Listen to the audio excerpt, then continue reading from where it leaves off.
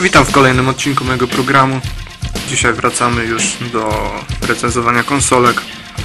Jak widać na warsztacie mamy Game Boya Advance SP, wydanie amerykańskie. Właśnie w Ameryce konsolki były wydawane w takich pudełeczkach w kształcie prostopadłościanu. Natomiast europejskie wydania były w pudełeczkach takich sześcianikach. Moim zdaniem wydania amerykańskie są fajniejsze, ładniejsze, z lepszej tekturki. Jak widać pudełeczko jest w dobrym stanie, jakieś tam ryski na boczkach, ale generalnie się trzyma. A dlaczego się trzyma? Dlatego, że jest ze sztywnej tektury, z jakiegoś gówna, które się rozpierdoli po chwili. No i co? Pudełko jak pudełko, nie? Już widać tutaj nawet, już teraz znacie to słoneczko spłaszczone amerykańskie. Tutaj to już jest konsola. Kod kreskowy się po prostu wyblakł. W Ameryce to tak kupują. Puszczają na skaner, tutaj jest kodzik na konsoli, otwieramy pudło. I konsola, jak widać, z przetartym kodem kreskowym. Co jeszcze jest w środku pudełka? Oczywiście powinna być instrukcja, ale ją zapodziałem gdzieś. Są jakieś tam dopierdółkowate książeczki ostrzegawcze. Ale zajmijmy się konsolą, bo to nas najbardziej interesuje. To jest konsola Advance SP. Jest to po prostu Game Boy Advance w nowej szacie. Jest to też pierwszy Game Boy, który się rozkłada.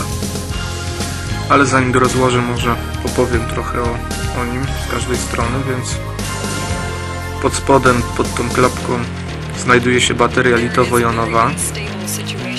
Jeśli nie jest zajechana, no to starcza spokojnie na 5 godzin grania. Tutaj pod spodem mamy wejście na kartridże. Działają podobnie jak w Advance wszystkie gierki z poprzednich konsolek. No, przód wiadomo, logo Nintendo. Bok prawy. Mamy tutaj włączniczek on-off, taki suwaczkowy. Oraz tutaj są dwie diodki, a to później pokażę, jak się świecą. Z drugiej strony mamy podgłaszacz. No i oczywiście jest to suwak, tak samo jak w Nintendo DS. No i tak samo gówniany, no co tu będę się rozwodził. I tak wolę pokrętełka i to się chyba nigdy nie zmieni. Z tyłu natomiast, z tyłu te dwa małe cycki, jak widać, to są przyciski L i R. No cóż, skłamałbym, gdybym powiedział, że są one zajebiście wygodne, bo nie są. Są za małe i umiejscowione w takim miejscu, że po prostu na przykład czesanie trików w Tony Hawk'u nie należy do zbyt prostych i przyjemnych przez te klawisze. Co mamy tutaj więcej? No tutaj mamy oczywiście wejście na link kabla. I tutaj nowość w Game Boyach, wejście na ładowareczkę. No i ładowarka jest taka sama jak w przypadku po prostu DS-a. W zasadzie w DS-ie jest taka sama jak w SP, no bo SP był pierwszy, tak? Podłącza się tak. No i właśnie kiedy włączymy ładowarkę do prądu, zapala nam się diodka ładowania, więc od tego jest ta diodka, ale nie będziemy ładować. Więc to tyle z zewnątrz.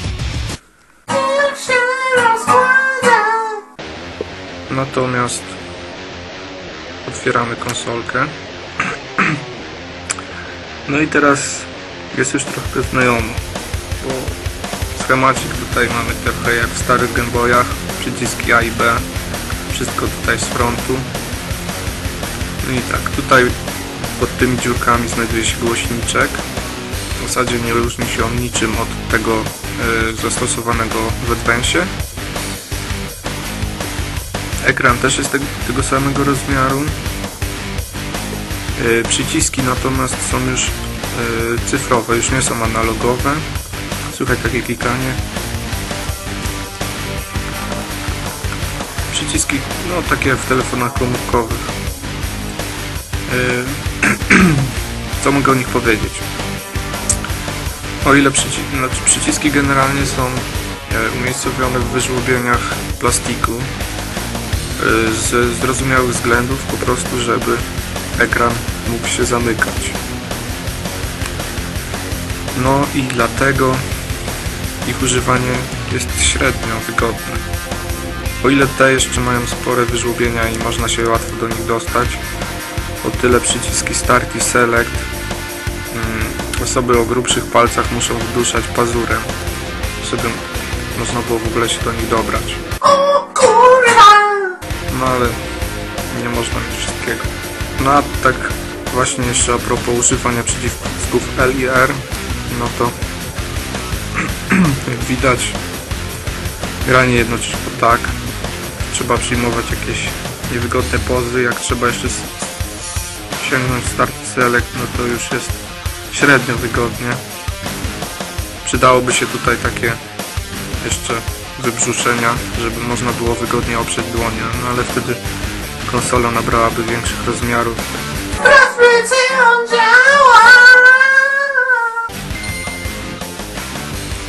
I jak widzicie, ekran się świeci.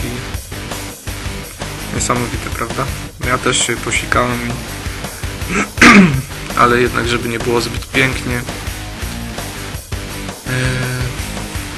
to ekran pomimo, że jest podświetlony, nie jest to jednak takie podświetlenie, jakie znamy chociażby właśnie z DS-a, czyli że ekran jest naświetlony od spodu, tylko po prostu zastosowano tutaj katpotę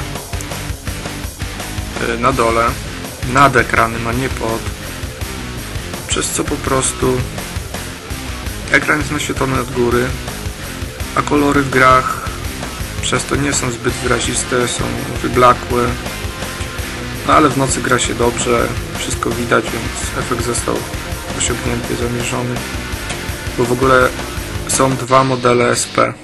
Ten akurat, który ja tutaj Wam prezentuję, to jest AGS 001, czyli mówiąc w skrócie SP wersja pierwsza, i właśnie on ma taki ekran.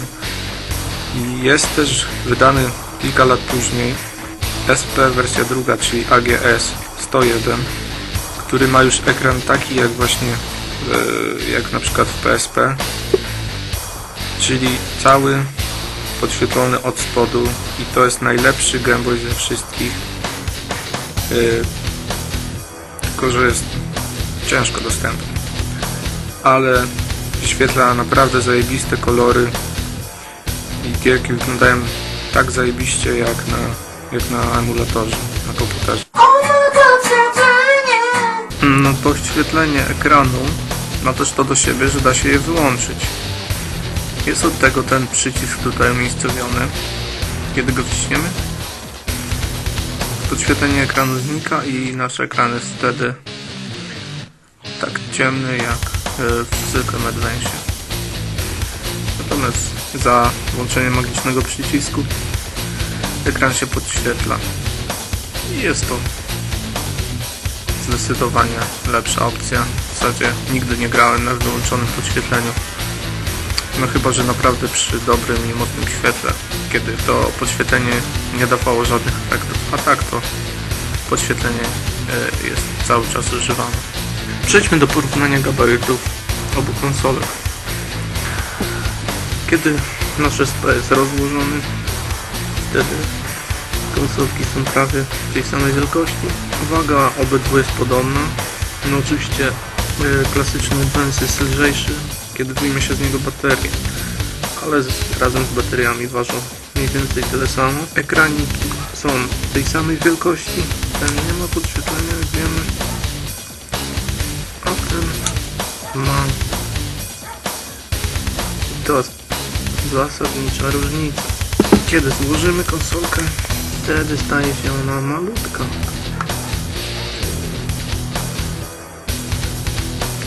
Grubość konsolek jest bardzo podobna.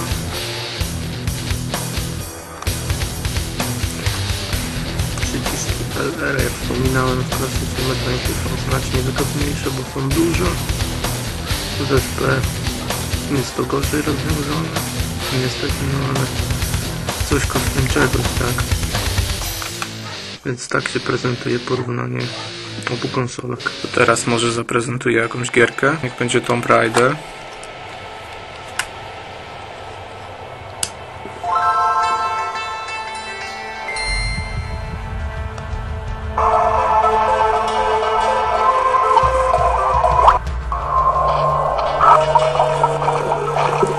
Jak widać, na tym ekranie widać już dużo.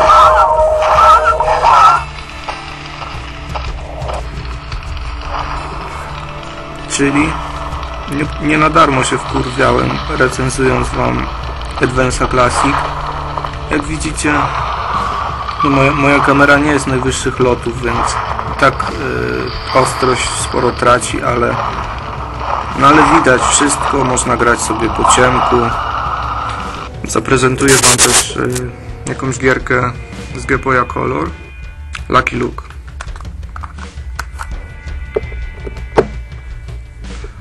Gierka wystaje, tak samo jak z Advance'a, ale to tam nie jest jakaś, znaczy no w Advance'ie to mniej przeszkadzało, ponieważ slot na grę był na górze, tu jest na dole, więc może to trochę przeszkadzać. Jak widać, mniejszy ekranik, ponieważ no, Game Boy Color miał mniejszy ekran, ale można go poszerzyć przyciskiem L, wtedy jest rozciągnięty. I tak to wygląda. Ale zobaczmy jeszcze, jak gra się w nocy. Więc mamy noc i odpalamy naszego Advance'a SP.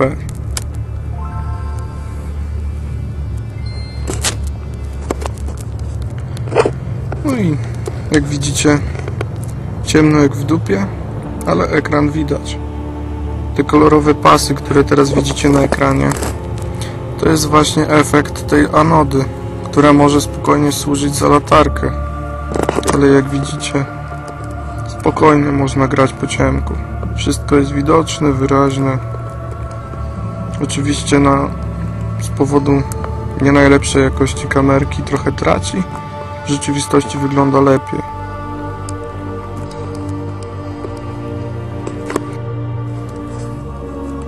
Advance SP spokojnie nadaje się do grania w nocy. Podsumowując, Game Boy Advance SP to bardzo fajna konsola.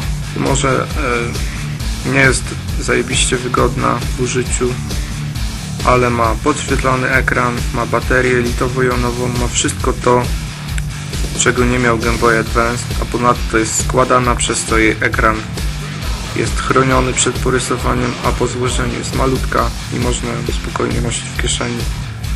Dlatego uważam, że Advance SP to najlepszy wybór ze wszystkich dostępnych Game Boyów.